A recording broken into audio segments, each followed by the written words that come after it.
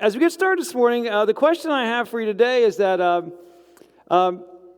do you ever feel like maybe God has forgotten you? Do you feel like he's just kind of moved on and like, where is he? Like if he was around, it would be different somehow. Like something different would be going on. But God shows up in so many ways. So I guess the thing you think about that, I know that a lot of you folks are dealing with some really challenging stuff. And, as I was kind of planning for this message, I was kind of, that was just on my heart. Do people kind of feel like God has just kind of forgotten you? And when you're in that moment, when you're in those experiences, like what do you do? Like, how do you kind of walk through that?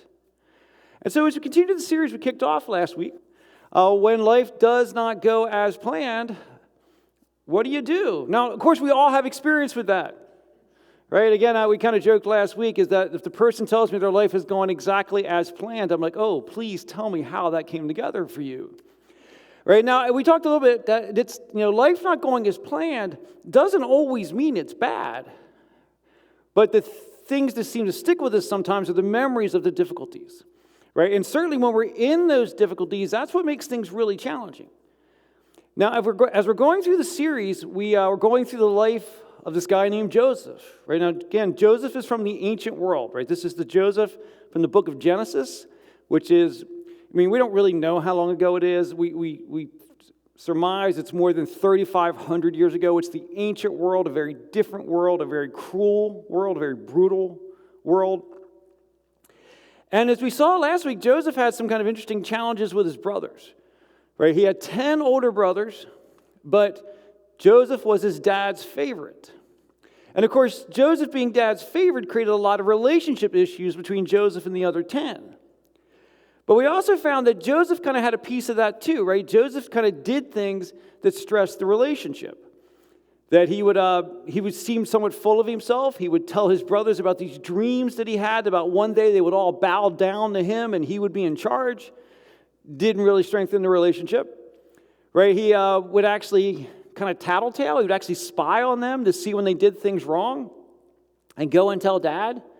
And if he'd been like 5, 6, 7 years old, maybe that would have been normal. But he was 17 years old, still doing that. And his father actually seemed to encourage it, which was not helpful. But ultimately, because of all this stress, his brothers decided that they wanted to kill him, that they had just had enough.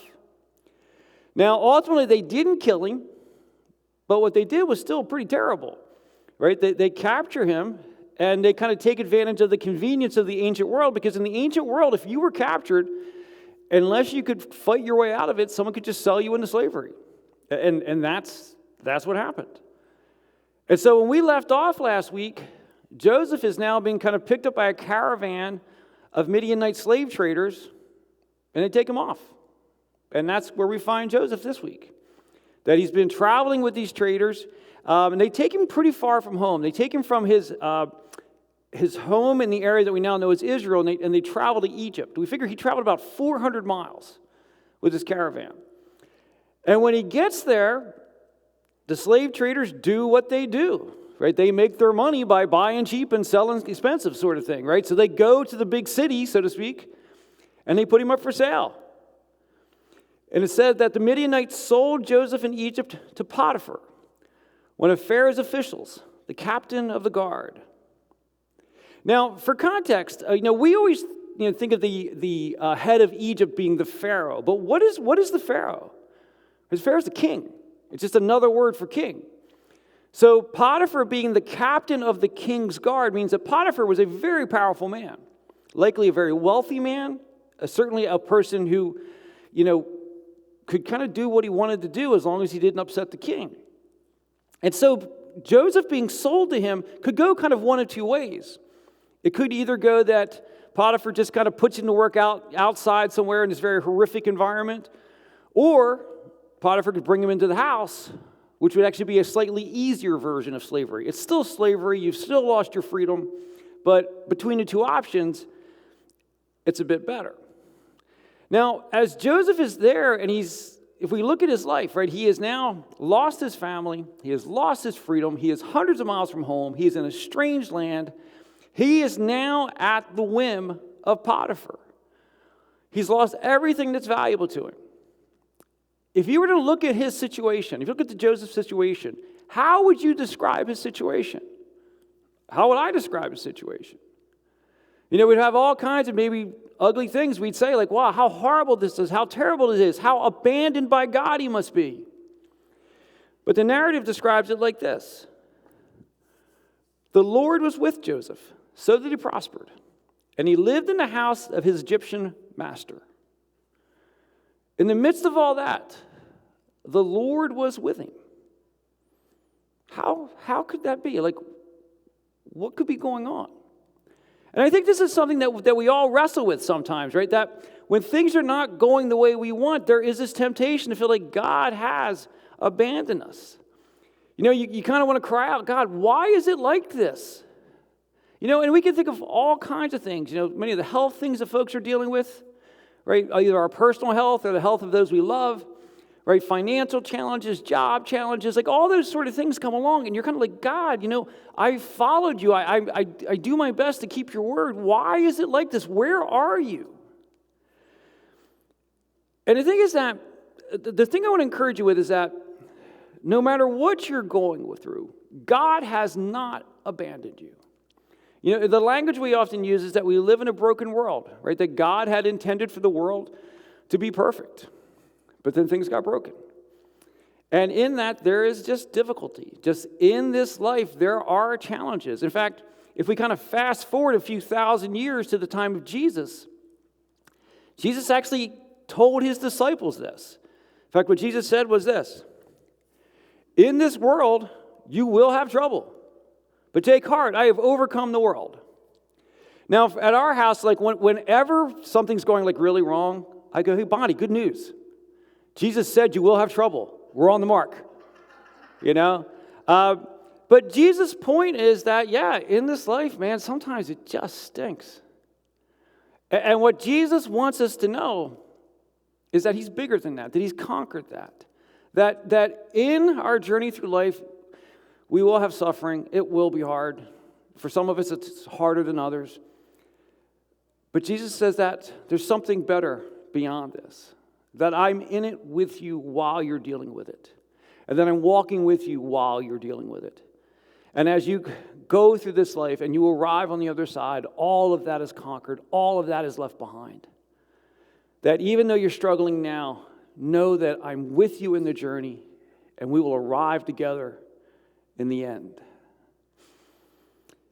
And one of the things that we see that Joseph shows us, that when we're in these kind of dark, difficult times, Joseph shows us kind of how we can deal with it. Like, how do we actually kind of live in those moments? Because if you read the full details of the narrative, and it's a very lengthy narrative in Genesis, it seems that Joseph doesn't really get caught up in this question of kind of, why is this happening? Right? Because that's a really painful thing, right? That when you're struggling, and if you focus on, like, why is this happening? Why is that happening? We're joyful, right? We are joyful. We are joyful. Yay. No, we really are joyful. But he doesn't get caught up in why this is happening. He seems to accept his reality, right? He kind of recognizes his dependence on God. And that's an interesting thing, that he recognizes his dependence on God, but at the same time, he controls the things that he can.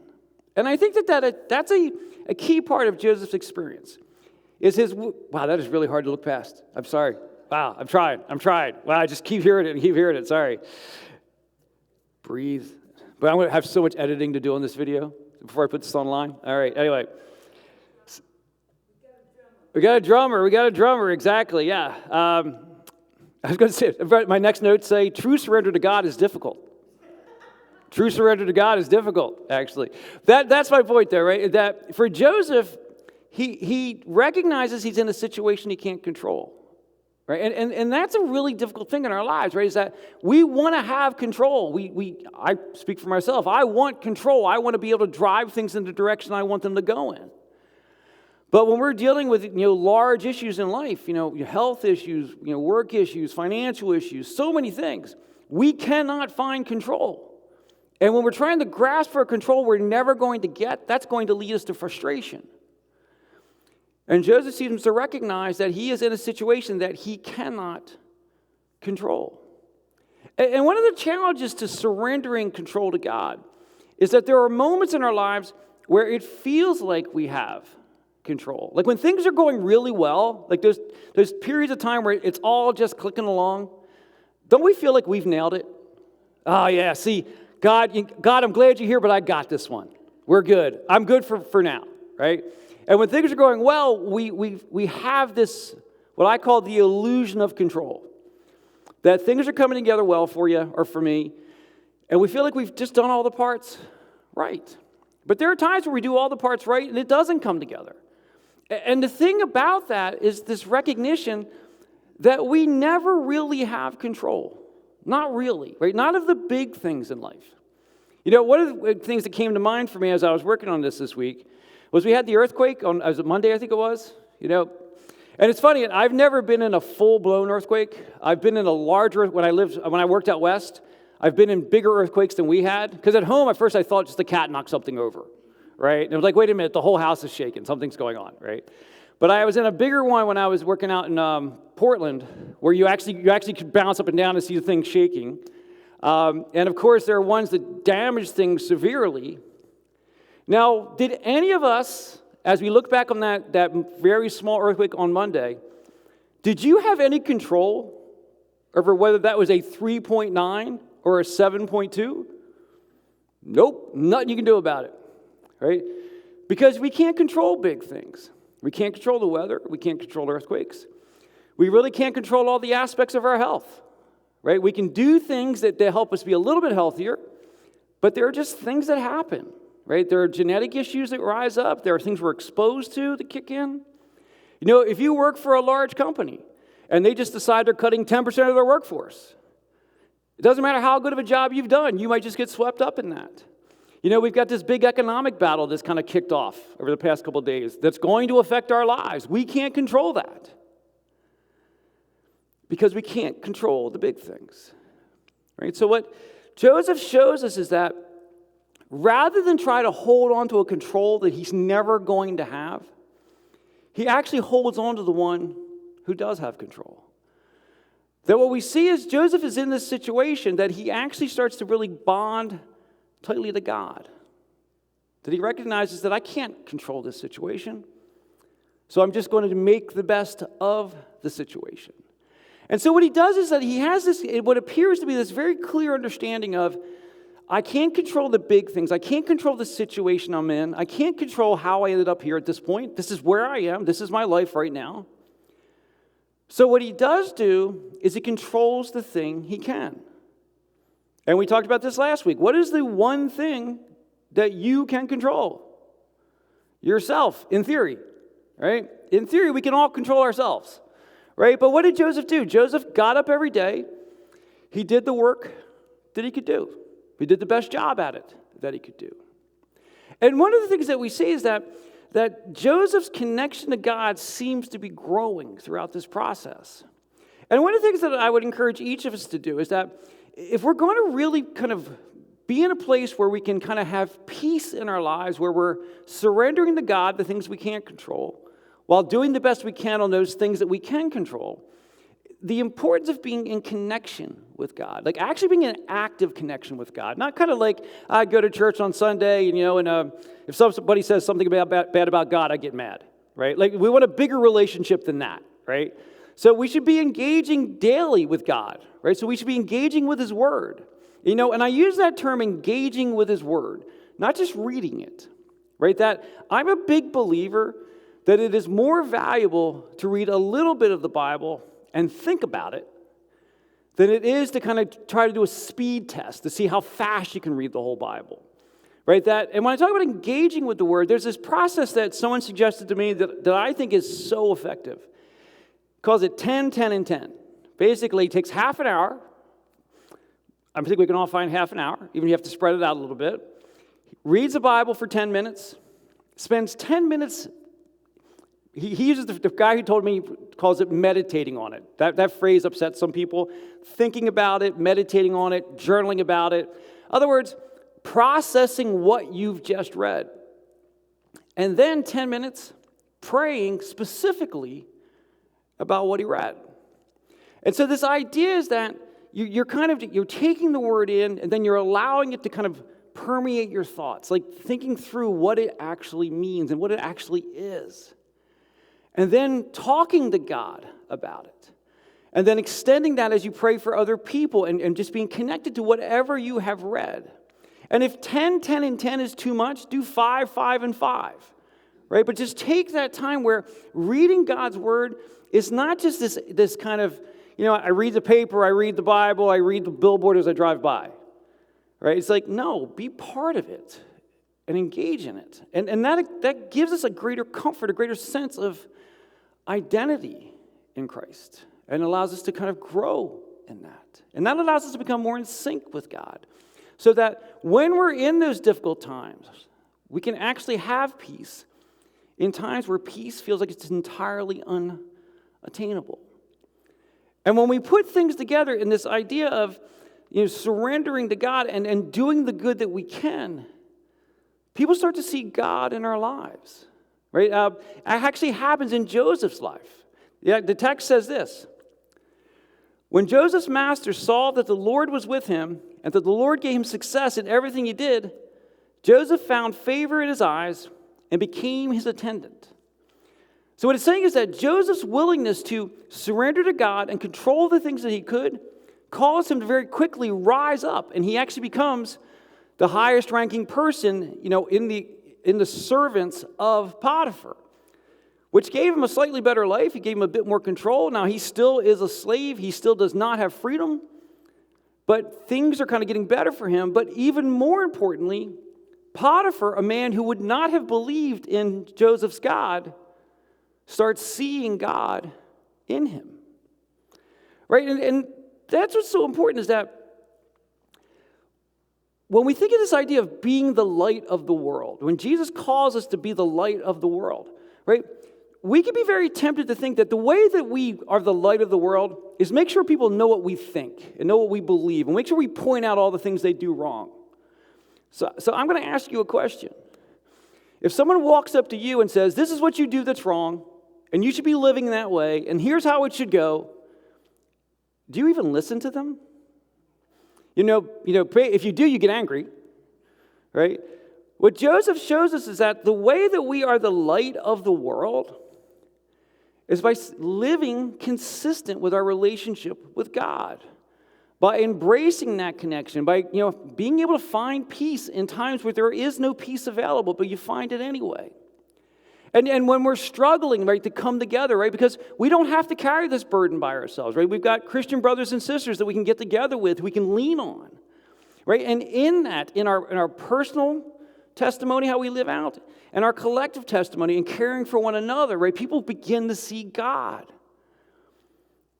That's what we see happening in Joseph's life. That's what can happen through our lives.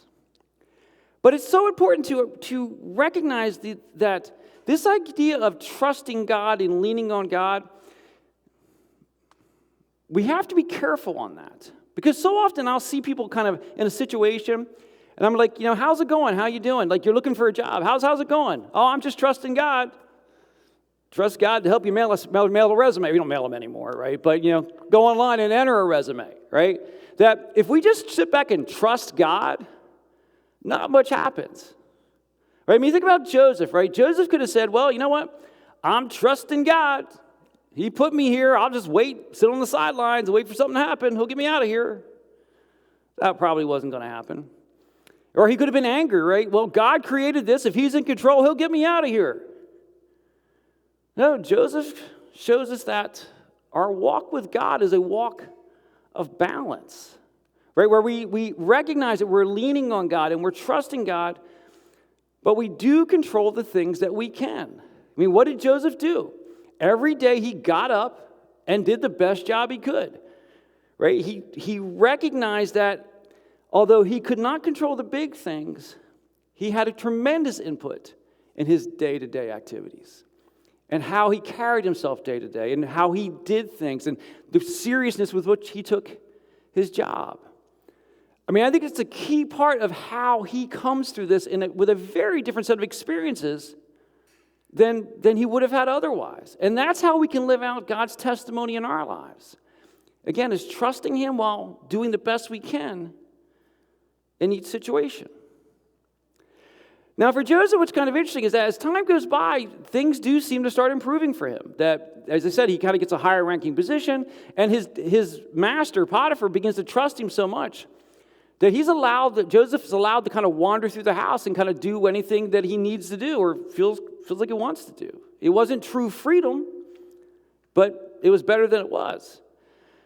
But then something happens in Joseph's life that I think is something that we want to be on guard for. Because when we're in a difficult situation and it carries on for a long time, we can start to get tired. We start to experience fatigue. It can start to wear us down. Now, in Joseph's case, we're not aware of that happening to him, but something will happen to him that can happen to all of us. It says that as Joseph goes along, Joseph was well-built and handsome. You don't expect to find that in the Bible, do you? Right? Joseph was well-built and handsome. Sometimes they even draw pictures of him without a shirt on. Have you ever seen that? They draw pictures of him without a shirt just to make sure you know that, right? So Joseph was well-built and handsome. And after a while, his master's wife took notice of Joseph and said, "Come to bed with me." Now, I'm not saying that exact situation is going to happen to you, right? But what I am saying is that when we get tired, when we get worn out, when we get fatigued, things start to tempt us that we know aren't good for us. And it gets harder to resist those things as time goes on. That if you think about Joseph here, right, that he could have been saying that, you know what, I'm here, this is going on forever, I've lost everything anyway, what have I got to lose? And could have given into it. Right? And that's the thing that we want to be on guard for. Right? That when we get tired, we all have something. None of us are vice-free. Right? Some of us have the more obvious vices of alcohol or drugs. Right? There are things like gambling. There's things like pornography. Right? But for some of us, it's food.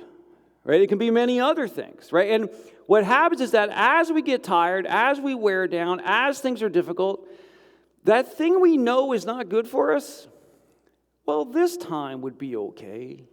Or my favorite, it's been really hard. I deserve this. Right? And what we do is we start to lean on the thing that we know is going to actually destroy us. And so what do we have to do? We got to do what Joseph does. Joseph resists. He says, "My master has withheld nothing from me except you because you're his wife. How then could I do such a wicked thing and sin against God?" So he does the right thing. He resists, right? He says, no, I'm not going to do that. No donut, I'm not going to eat you, right? Or no beer, I'm not going to drink you, whatever it might be. But here's the thing about temptation. You resist. Does the problem go away?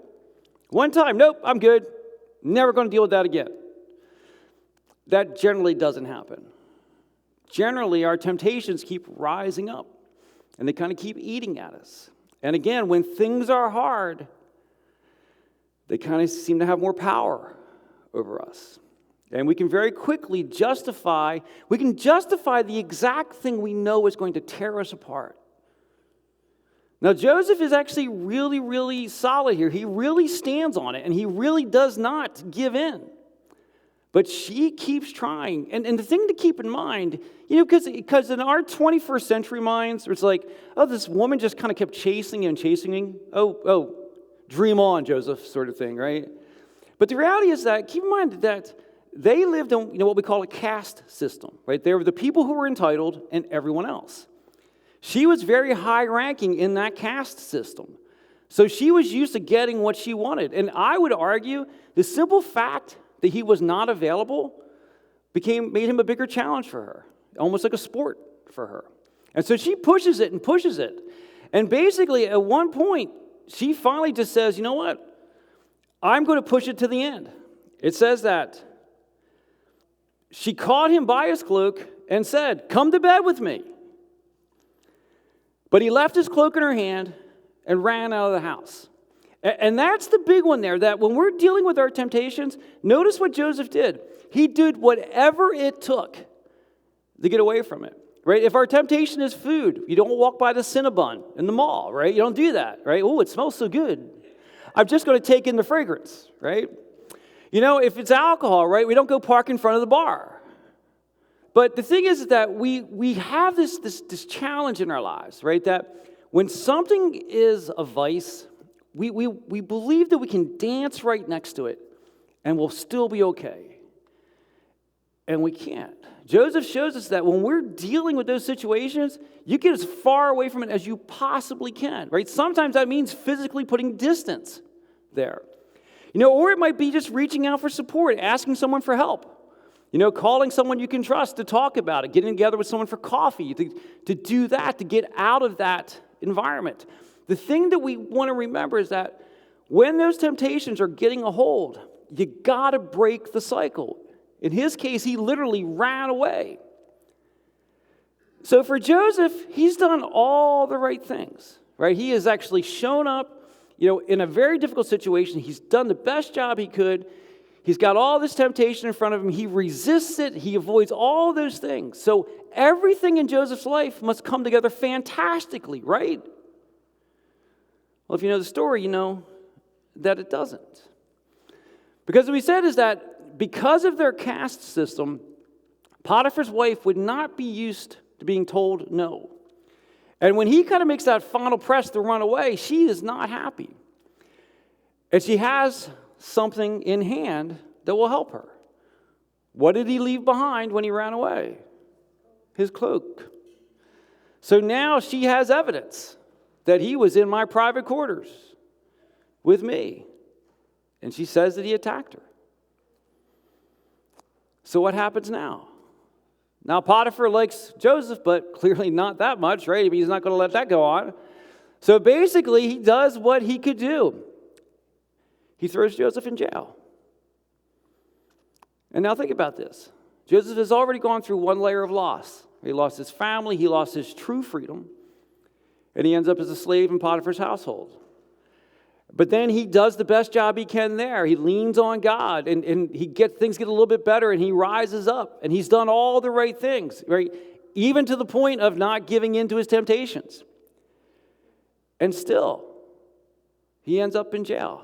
So what little bit of, I wouldn't call it freedom, but a little bit of freedom of movement within Potiphar's house that he had is now gone. He's now actually in an ancient jail, which is no place any of us want to be. So now how would you describe Joseph's situation? After his first level of loss, doing good, losing more, how would you describe his situation? Well, here's how the narrative describes it. But while Joseph was there in prison, the Lord was with him. Even as it's falling apart, even when it's like I've done everything I was supposed to, the Lord is with him. And I know for some of you, it's like I have trouble seeing that today.